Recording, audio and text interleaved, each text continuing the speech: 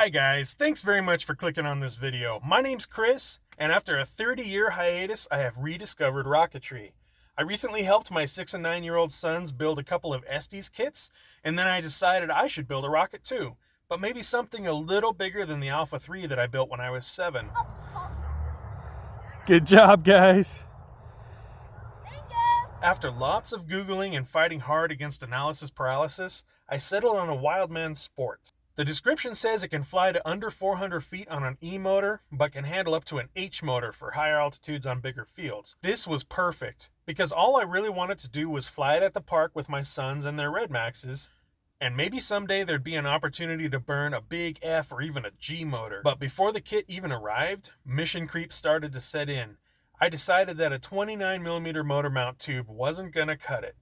Instead of just a casual park flyer, I suddenly wanted a rocket that could potentially go a mile high and break the sound barrier. Now, Wildman offers the Punisher Super Sport, which is a very similar rocket to the Wildman Sport, but with a 38mm motor mount tube instead of the 29mm.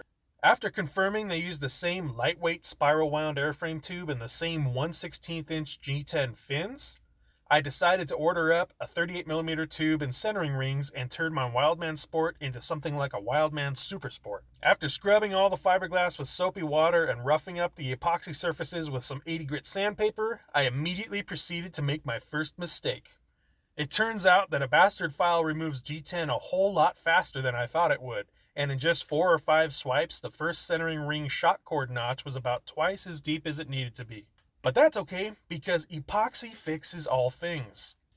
At this time, I measured and drilled holes for the rail buttons. I wanted the rear button to be as far aft as possible, but decided it should still be forward of the rear centering ring so it wouldn't interfere with my Aeropack motor retainer. Rail button spacing is always a compromise. The further apart they are, the more mechanical advantage they have to keep the rocket straight, with the least side load trying to bind the button and the rail. But the closer they are, the longer the forward button stays in the rail, giving a longer duration of rail-guided acceleration so the rocket can reach a higher airspeed before the fins have to take over stabilization. The Wildman instructions say to space the rail buttons 5 to 8 inches apart. I planned to install them using weld nuts, and even though these don't intrude much into the interior of the airframe, I still wanted to keep the forward one completely out of the way of the recovery harness. I decided to put it just in front of the forward centering ring, which also put it right in the middle of that 5 to 8 inch range, and more importantly, matched exactly with the center of pressure location according to the sim file. Having the rail button mark the center of pressure would be extremely helpful for in-the-field stability assessment. With the Kevlar harness and forward centering ring epoxied to the motor mount tube, and that assembly epoxied into the airframe, I could now dry fit the fins and measure how much of the fin tab needed to be removed to fit the larger motor mount tube. After less than a minute on the disc sander, all 3 fins were just right. I used these Wildman fin guides, and they have slots to accommodate fins larger than 1/16. But with about 10 layers of blue tape, they fit pretty snug. This allowed me to hover the fins out away from the motor mount tube, leaving me exactly the right space to apply the 610 factory thickened epoxy in a perfect bead out of the 10-inch 8-gauge lure lock syringe needles that I bought on Amazon. I was pretty proud of this plan, right up until I tried to do it.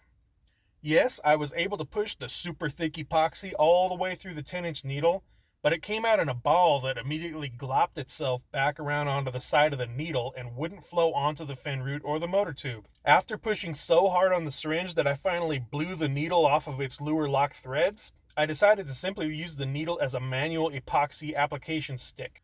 Now, a 38mm tube inside a 54mm tube, after you subtract the wall thickness, only leaves about a 1/4 inch of working space. It's a little bit difficult to manipulate epoxy all the way along the fin root when you can barely move the tool and the walls keep trying to snatch the epoxy off as you go. Obviously, with the epoxy on its way to setting up, I was committed at this point, and it might have gotten tense for a moment, but I did finally get a layer of epoxy under the length of the fin roots and managed to apply all 6 internal fillets from end to end. I could even see epoxy creeping out the fin slots on the outside as if to say, "Don't worry, I made it." Once the rear centering ring was on, it was time for a deep breath. That's when a nagging feeling started setting in.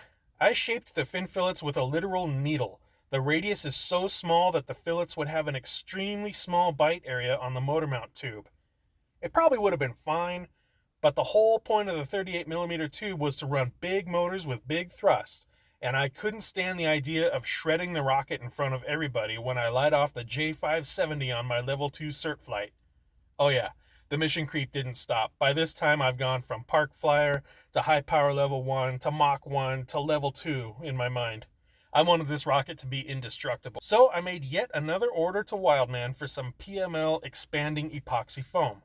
While the PML foam was in transit, I used the 610 epoxy for the external fillets. I grabbed a piece of 1/2-inch PEX tubing and marked the spots where it meets the airframe and the fin and ran masking tape along those lines.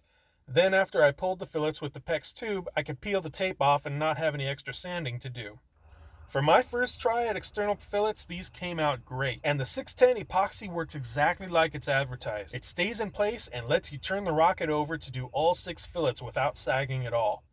Since I had some epoxy already mixed up and a PEX tube handy, I glued in the forward rail button weld nut at this time also. Now for the epoxy foam.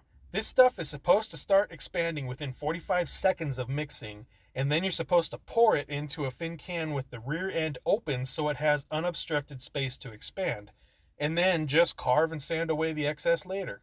I already glued my rear centering ring in place, so I sent an email to Lock Precision, who owns PML, to ask if the expanding foam could be applied into a closed space using a syringe. A few minutes after sending that email, I realized that I was kinda hosed either way, so I decided to go for it.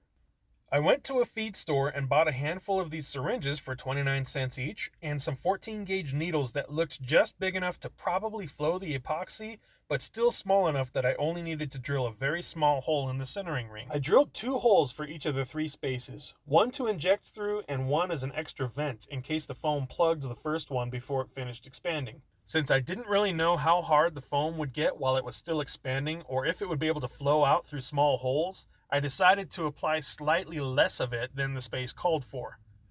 I dusted off my North Idaho College geometry and calculated that each of the 3 fin can bays would be about 57 milliliters. Without adding any water to the mixture, the epoxy is advertised to expand 10 times. So I decided to play it extra safe and inject only 4 milliliters into each space. I constructed the high-tech holding fixture you see here, complete with airframe interior lighting. I got my syringes ready, set my stopwatch app, and mixed vigorously for exactly 30 seconds before drawing 4 milliliters into the syringe and shoving it down the first injection hole. The mixture is very thick to draw through the syringe, but it was working.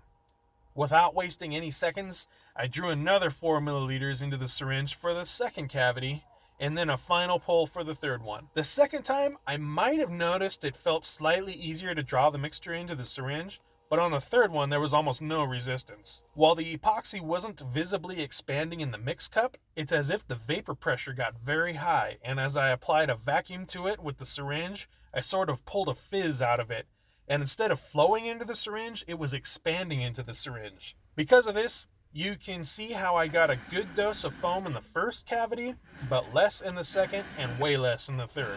I let this set up overnight to see exactly how much space it would end up filling, and then decided to do a second application of 4 more milliliters in the first cavity, and then 6 and 7 milliliters in the other 2. Here you can see the foam expanding at 16 times increased speed, and you can also see the cured foam appears darker, while the still expanding foam appears more transparent. I ended up with foam just to the top of the cavity in 2 of the bays and a slight outflow of excess in the third. I was very happy with this result. Later, I did receive a reply from Lock Precision saying no, they do not recommend trying to apply it with a syringe into a confined space. Oh well, it worked for me, and now with the epoxy foam encapsulating the entire surface area of the motor mount tube, in addition to the epoxy joints already along the fin roots and centering rings, I've got the indestructible motor mount and fin can that I was hoping for. I clear coated the nose cone and assembled the harness you see here using a stainless 1/4-20 threaded rod with a stainless nut epoxied into position to allow maximum thread engagement into the nose cone tip without bottoming out. The stainless eye nut is positioned as far forward as possible without binding on the inside walls of the nose cone, and is also threaded and epoxied onto the rod. And because aluminum will cause galvanic corrosion to stainless, I put them together with a healthy bead of Noah locks. And for the record, the PEX tubing did not make a very good installation tool. Now it was off to the painting stump for a few coats of Rust-Oleum 2X primer, followed by Ace Hardware Regal Red. And now we have a red rocket fit for the obligatory kitchen launch rail glamour shot. Around this time, I received my Jolly Logic chute release and my Tractive GPS dog collar tracker, which I zip-tied to the Kevlar loop in the nose cone. 18 feet of Kevlar and 3 quick links later, and I was off to Pasco, Washington for Sodblaster V with the Tri-Cities Rocketeers. This event was awesome, full of very helpful people and an endless supply of rockets. I walked up to the pre-flight inspection table completely clueless as to how a high-power launch worked, and Rich, the club's VP, walked me through the process of getting a flight card filled out, inspecting my rocket, and pointing me in the right direction from there. I've also got to give a huge thank you to Ryan with the Fly Falcons YouTube channel. Along with launching his own rockets, he managed to video the whole event, and he generously provided these launch video clips to me. He has some really cool build videos as well as hours of launch videos on his channel. And after watching them all over the past few weeks, I can confidently say that Ryan keeps rockets in frame as they launch better than anyone else whose videos I've seen. My first flight was on an F-67 White Lightning. Flying a Wildman Sport on an F-67, 6-second delay. Parachute recovery, there is a chute release set for 400 feet. Pad C5 is going up in 5, 4, 3, 2, 1.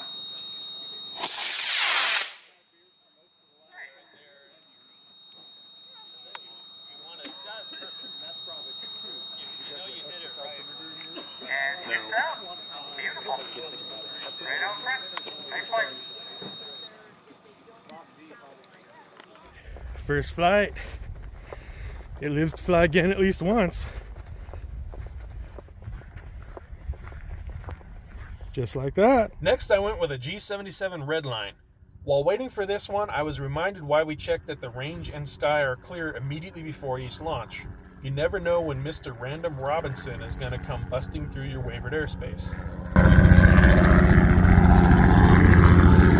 C6 going in 5, 4, 3, 2, 1.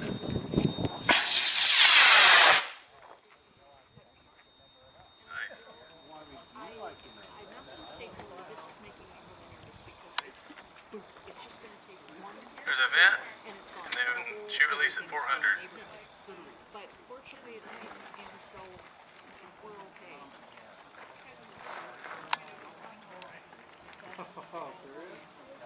There it is. Very nice.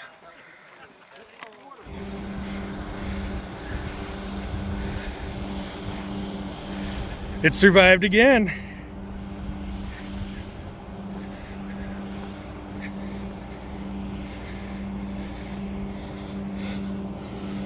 Donk. With 2 successful flights, I was really hoping to do my certification flight, but it was late Friday afternoon and the motor vendors had still not arrived. That's when I met another extremely helpful member named Dale. He went into his own stash of motors to provide one for me for my certification attempt, and then he gave me some great last-minute mentoring and served as my witness for the Level 1 flight. Awesome people like these make me want to come back to these events. So here is my Level 1 certification flight on an I-205 White Lightning. Chris, are you ready? Yes, sir. We have a clear sky and range. Launching in 5, 4, 3, 2, 1, go.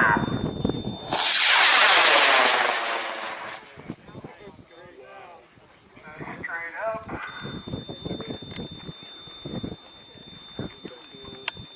Yeah, got it. Oh, okay, I got the smoke. Working over out of the vent. I see it. It's not flat. First thing would be to see it.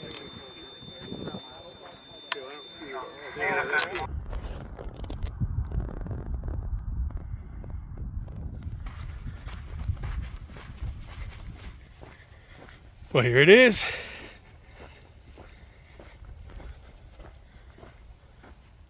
I had purchased an Estes altimeter and then in my infinite brilliance completely forgot to use it. So all I can give you is the simulation data. According to OpenRocket, this rocket on an I-205W should have had a peak acceleration of 26 Gs hitting a speed of 565 miles per hour and reaching apogee at 5,069 feet. All I can tell you from seeing it in person is that it ripped. The next question is, what would it do on a J motor? I've had a blast building this rocket and flying it, and I hope this is just the first of many fun videos I'll get to share. So please like, share, subscribe, and thank you so much for watching.